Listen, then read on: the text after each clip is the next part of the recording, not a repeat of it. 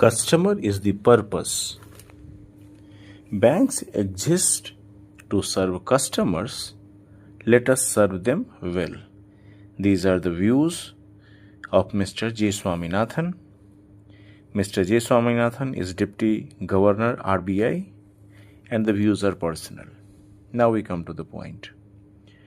The origin of the quote, "The customer is not an interruption in our work, but the purpose of it," may be debatable. Its core message, however, is not. Business in general and banking in particular exist to serve the customer, not the other way around. The recent annual report on the Ombudsman scheme by the RBI notes that complaints under the RBI Reserve Bank Integrated Ombudsman Scheme rose in year 2025, even as complaints per lakh accounts declined. Though ratio-wise, Indian banks has performed well, but in number-wise, it has failed to beat the previous year numbers. Number of complaints in year 2025 was more than compared to number of complaints in year 2024, though percentage-wise it was less. In a fast-expanding ecosystem, absolute complaints can rise even when complaint intensity falls. Against this backdrop, the RBI Governor has announced a 2-month-long campaign from January 1 to dispose of complaints pending for over 30 days with Ombudsman offices. This should help expedite resolution. Yet for customers, large absolute numbers still mean friction at a scale. The more enduring response must therefore come from regulated entities to prevent recurrence. This requires a shift in mindset at the front line towards real customer centricity. A test of customer centricity is, first, rapid digitalization has made banking faster and more convenient, but at the same time, it has also widened the distance between the front line and the customer.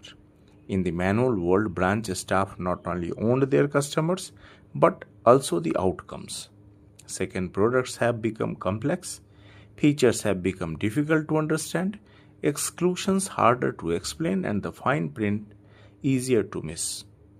Together, they widen the gap between the initial understanding and ultimate delivery. Third, the gap is in skills, combined with limited empowerment at the front line, is turning simple service lapses into prolonged grievances. By the time an issue reaches an external forum, it becomes a story of delay, uncertainty, and what the customer perceives as indifference. Trust is the first deposit a bank earns. Banking works because people choose to trust an institution with what matters most to them: their savings, their time, their private information, and often their life plans. This trust is not sentimental, it is fundamental to intermediation. Hence, customer centricity cannot be a peripheral concern. Trust, however, does not sustain itself on its own. It is renewed in small everyday moments. It is evidenced from what follows the discovery of a failed transaction or the levy of an unexplained charge. It is not about what went wrong or who is legally liable under this fine print. It is about what the customer feels, whether their bank owned up and stood by them in their moments of stress or wasted their time in arguing who is right. Central Bank, RBI, last resort, not the first. The annual report carries another signal that REs should take seriously. About 2/3 of complaints reaching the RBI are first resort complaints, or where the RBI is copied.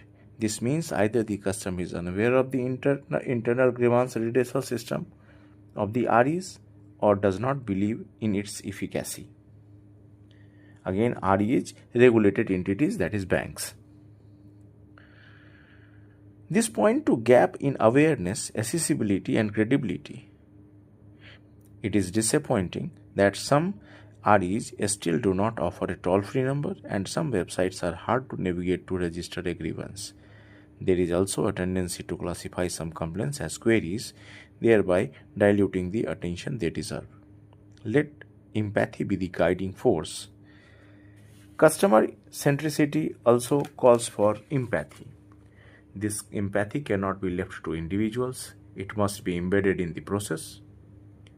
The annual report shows that over half of the maintainable complaints are resolved by the RBI Ombudsman through mutual settlement, conciliation, or mediation. This suggests that a proactive, empathetic approach could have resolved them at the RE level itself without having to escalate. Address the root cause, not the symptom.